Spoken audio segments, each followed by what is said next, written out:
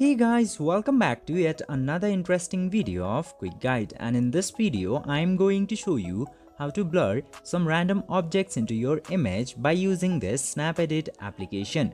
So without any further ado, let's dive right into this exciting video.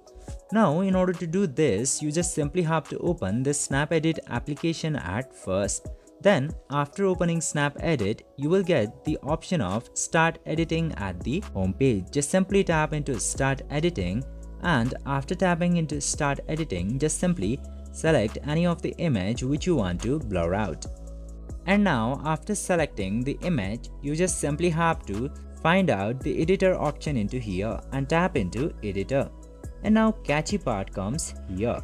Now you just simply have to find out this zoom blur option and select zoom blur, and it will blur out the edges of your image. It won't blur the middle of the picture, and your picture will successfully be blurred, and the objects of your image which are in the edges of the image will get blurred. This way you can easily blur the objects into your SnapEdit application. I hope this video was helpful for you. If yes, don't forget to like, share and subscribe to the channel to never miss another update. Thank you for watching the video.